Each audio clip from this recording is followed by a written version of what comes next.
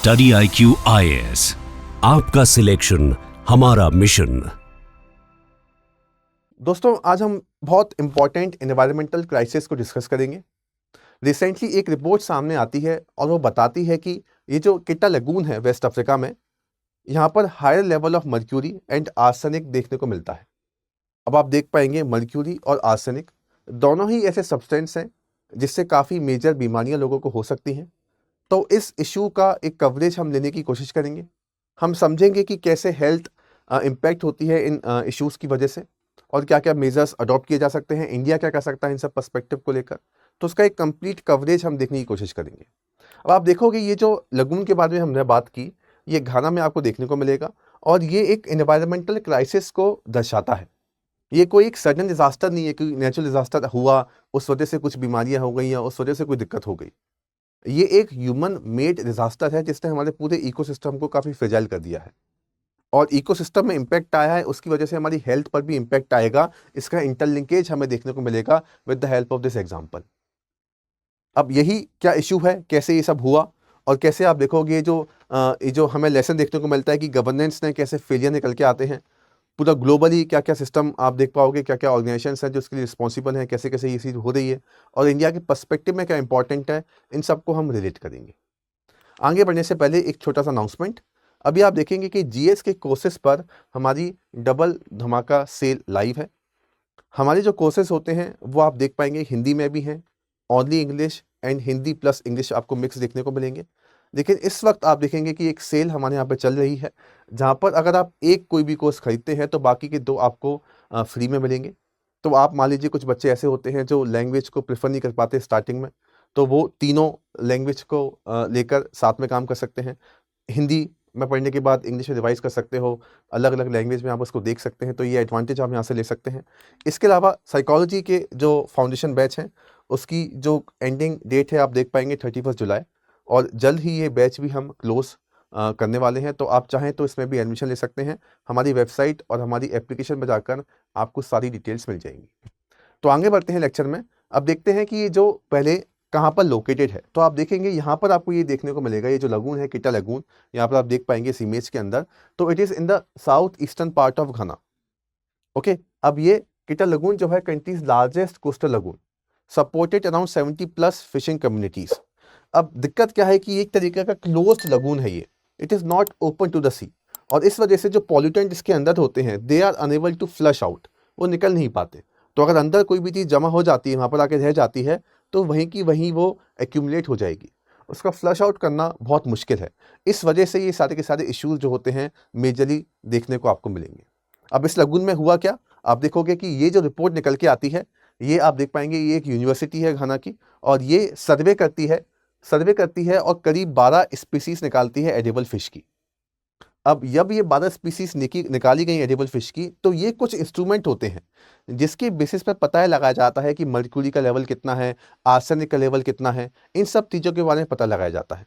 Mercury analyser आप देखो, ठीक है, ओके, टारगेट हैजार्ड क्वेश्चन आप देखेंगे, HI hazard index, health risk, इन सब चीज़ों के बारे में पता लगाया जाता है। With the help of this particular parameters level of arsenic, level of mercury measure किया जाता है। अब आप देखेंगे इस पर्टिकुलर इंस्ट्रूमेंट्स की हेल्प से देखा यह गया कि आर्सेनिक WHO ने बोला है कि इसकी लिमिट 2 mg होनी चाहिए, लेकिन यहाँ पर आप देखिए 2.24 mg, 75% सैंपल में ये लिमिट एक्सीड करती है। मर्क्यूरी का आप देखेंगे WHO की limit 0.5 mg, again 1.49 mg, again all samples exceed limit. Cadmium आप देखोगे 1 mg, 1.14 mg आपको यहाँ पर देखने को मिला। Border line toxic effect expected, ठीक है। आप लेड में देखोगे, जिंक में देखोगे विद इन सेफ रेंज, ये देखने को मिला है mostly safe, but cumulative effect remains. तो आप देखोगे these are the key findings जहां पर देखने को मिला कि आर्सेनिक, मर्क्यूरी, कैडमियम आपको ज़्यादा मात्रा में देखने को मिल रहा है। ये जो WHO की लिमिट है इनसे भी ज़्यादा एक्सट्रीम, इनसे भी ज़्यादा एक्सीड ये लिमिट निकल के आ रही है। उसके अलावा देखोगे कि इन्हीं सब इंस्ट्रूमेंट के बेसिस पर एक हज़ार्ड इंडेक्स भी निकलता है। अब हज़ार इंडेक्स आप देखोगे फॉर एडल्ट, मतलब आइडियली ये 1 होना चाहिए, लेकिन 14.1 14.5 ज़्यादा है, ज़्यादा टॉक्सिक है। इसके अलावा बच्चों के लिए 44.1 ये निकल के आता है, that is 44 into safe threshold. तो सेफ थ्रेशोल्ड होता है 1, उसका 44 गुना है ये। तो आप देखिए कि कितना ज़्यादा एक्सीड कर चुकी हैं ये चीज़ें। और बच्चों पे आप देखोगे they are face much higher carcinogenic risk due to smaller body weight, longer exposure. बच्चों का आप देखेंगे डेवलपमेंट कम हो पाता है, उनके पास इतनी फिजिकल कैपेसिटी नहीं है कि वो इन सबसे फाइट कर पाएँ, तो उनको ज़्यादा रिस्क देखने को आपको मिलेगी इस पर्टिकुलर केस के अंदर। ऐसे ही आप देखेंगे जैसे बच्चों में आपको काफ़ी सारे बिहेवियरल डिसऑर्डर्स देखने को मिलेंगे बिकॉज ऑफ दीज सब्सटेंसेस, क्योंकि वो उनसे एक्सपोज हो रहे हैं। काफ़ी सारे न्यूरो डेवलपमेंटल डिलेज आपको देखने को मिलेंगे, क्योंकि ये जो सब्सटेंसेस हैं अगर फूड प्रोडक्ट में निकल के आते हैं तो कॉग्निटिव मेंटल प्रोसेस का अपने आप ही डेटोरिएट होना शुरू हो जाता है, ब्रेन की फंक्शनिंग प्रॉपर तरीके से हो नहीं पाती। इसकी वजह से काफ़ी सारे आपके लर्निंग, आपके मेमोरी इश्यूज आपको देखने को मिलेंगे, क्योंकि जब ये जाएगा आपके न्यूट्रिशन के अंदर मिक्स हो जाएगा, आपका ब्रेन फंक्शन नहीं करेगा सही तरीके से, अलग अलग बॉडी ब्रेन के जो पार्ट हैं वो काम नहीं करेंगे, काफ़ी सारे न्यूरो डेवलपमेंटल डिलेज आपको देखने को मिलेंगे। ऐसे ही अगर हम एडल्ट की बात करें तो एडल्ट के केस में किडनी पे इफेक्ट करेगा, आपका लीवर डैमेज कर देगा, काफ़ी सारे कार्डियोवास्कुलर डिसीजेस आपको हो सकती हैं। Cancer, arsenic and cadmium are class 1 human carcinogens, ठीक है, ये आपको देखने को मिलेंगे। जनरेशनल इफेक्ट हो सकते हैं आपको काफ़ी सारे, ठीक है, epigenetic damage, fertility loss, developmental abnormalities in offspring.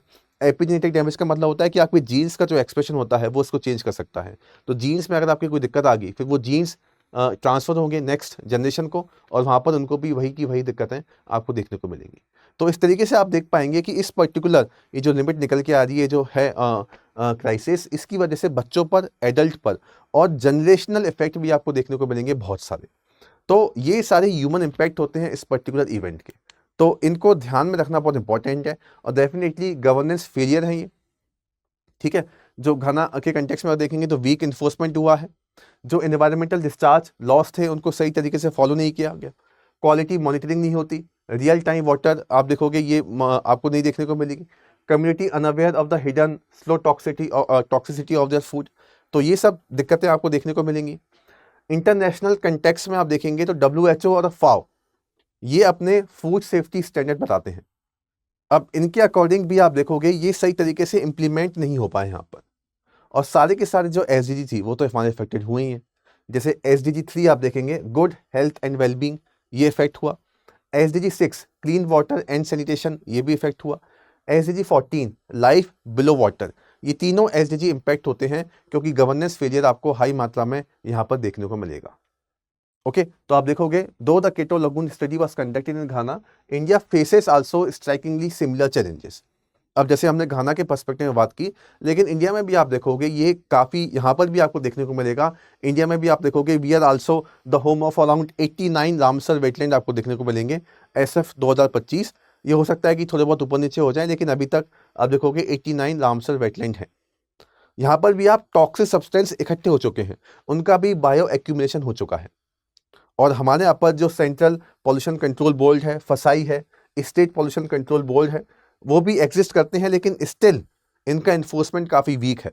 यहाँ पर भी काफ़ी सारे वेटलैंड में, काफ़ी सारे लगून में आप देखेंगे कि आर्सेनिक और मर्क्यूरी दोनों की मात्रा बहुत ज़्यादा हाई है, तो ये भी आपको देखने को मिलेगा। जैसे कि arsenic in ground water, West Bengal, Bihar, Assam, यहाँ की रिपोर्ट है, ठीक है, कि करीब 100 million people across the Ganga Brahmaputra basin affect हो रहे हैं because of the presence of arsenic, because of the presence of mercury in ground water, ठीक है। जो आर्सेनिक क्रॉनिक जो आर्सेनिक होता है पानी में मिलकर फिर आपको देखेंगे आपकी अलग अलग स्किन बीमारियां, कैंसर, डेवलपमेंटल टॉक्सिसिटी निकल के आती है। Okay, WHO limit are breach regularly with childrens at higher risk. जैसे जो हमने इसकी स्टडी देखी लगून की, वहाँ पर भी WHO की लिमिट एक्सीड हो रही थी। आप देखोगे इंडिया में घरों में भी पानी भी जो होता है that is not up to the limit given by WHO। हमारी तो लिमिट ही अलग चलती है और उसमें भी हम क्रॉस हो चुके हैं, और बच्चों को तो बहुत ज़्यादा रिस्क है। आप देखेंगे कितनी सारी वाटर बॉर्न डिसीजेज हो जाती हैं इसी वजह से। ये सब क्यों हो रहा है? क्योंकि वेटलैंड में, नदियों में पानी इफेक्ट हो रहा है by the mixing of arsenic, by the mixing of mercury. Research बताती है जैसे स्कूल ऑफ एनवायरमेंटल स्टडीज़ की कि WHO की लिमिट कितनी है 10, और आपको ये ज़्यादा करीब 50 देखने को मिलेगी। तो इस वजह से आप देखोगे कि इंडिया के अंदर भी काफ़ी नुकसान इसके आपको देखने को मिलेंगे। जैसे आप देख पाएंगे केरला के अंदर जो वेम्बनाड लेक है, it's a thriving fishery hub, लेकिन जो Cochin university of science and technology जो होती है और ministry of environment, forest and climate change, उन्होंने ये पाया कि यहाँ पर ही मर्क्यूरी बहुत ज़्यादा देखने को मिल रहा है, ठीक है। इसी तरीके से लाइट और कैडमियम आपको देखने को मिलेगा यमुना और उल्हास रिवर्स पर, ठीक है, fish in Yamuna near Delhi shows high cadmium and lead content due to untreated sewage and industrial discharge. जो महाराष्ट्र की उल्हासनगर है वहाँ पर भी आपको हाई मात्रा में क्रोमियम देखने को मिलेगा, कैडमियम देखने को मिलेगा। तो ये काफ़ी सारे रिस्की फैक्टर्स हैं। और इंडिया में आप देखोगे काफ़ी सारे रेगुलेटरी फ्रेमवर्क भी हैं, काफ़ी सारे फ्रेमवर्क हैं रिलेटेड टू इन्वायरमेंट, लेकिन फिर भी आप देखोगे कि इन्वायरमेंट की स्थिति काफ़ी बेकार है। हमारे पास एनवायरमेंटल प्रोटेक्शन एक्ट है, हमारे पास वाटर एक्ट है, एयर एक्ट है, फसाई स्टैंडर्ड्स हैं, CPCB है, वेटलैंड मैनेजमेंट एक्ट है, लेकिन इसके बाद भी आप देखोगे फीचर्स आपको इन्फोर्समेंट इसके आपको काफ़ी कम देखने को मिलेंगे। इन्फोर्समेंट वीक है, पुअर कोऑर्डिनेशन है, ओके, ओल्ड स्टैंडर्ड्स को हम फॉलो करते हैं, ठीक है ना। तो रियली आप देखोगे आपको ये फीचर्स इन्फोर्स करते हुए मिलेंगे सही तरीके से आपको यहाँ पर। तो काफ़ी सारे इश्यूज आपको यहाँ पर भी देखने को मिलेंगे। तो ये रेगुलेटरी फ्रेमवर्क आपको इंडिया में देखने को मिलेंगे, ठीक है। अब इसी तरीके से इन्हीं को ध्यान में रखते हुए हमें देखना है कि हमें आगे किस तरीके से काम करना है। तो अगर हम वे फॉरवर्ड बात करें इस पर्टिकुलर पर्सपेक्टिव के अंदर, तो कुछ साइंटिफिक मेजर को अडॉप्ट किया जा सकता है, जैसे कि हम एक nation wide fish safety index बना दें, ठीक है। जैसे आप देखोगे अलग अलग एनवायरमेंटल इंडेक्स होते हैं, तो फिश सेफ्टी इंडेक्स बना दो, उसके कुछ पैरामीटर्स होंगे, उस हिसाब से वो फिश के सेफ्टी के पैरामीटर्स को ध्यान में रखा जाएगा। एक low cost portable metal tester बना सकते हैं, तुरंत आप चेक कर लो, तो एडल्ट्रेशन अगर कुछ होगा उसके अंदर चेक हो जाएगा। अपडेट करना पड़ेगा फसाई की इन्फोर्समेंट स्ट्रेटेजी को, तो गवर्नेंस का सही तरीके से इस्तेमाल करना बहुत इंपॉर्टेंट है, ठीक है। बायो मॉनिटरिंग हमें मैन्युअली करना पड़ेगी सारी की सारी रामसर साइट्स पर, ओके। पिनलाइज करना पड़ेगा अनट्रीटेड इंडस्ट्रियल डिस्चार्ज को, ठीक है।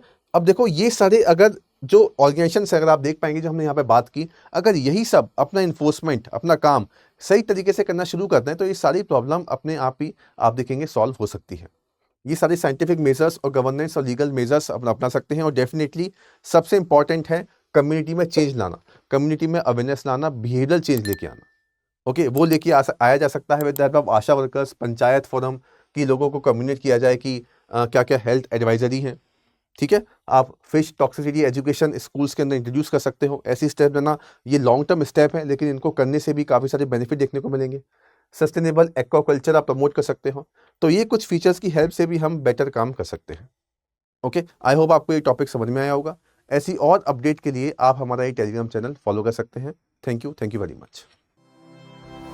स्टडी IQ IAS, आपका सिलेक्शन हमारा मिशन।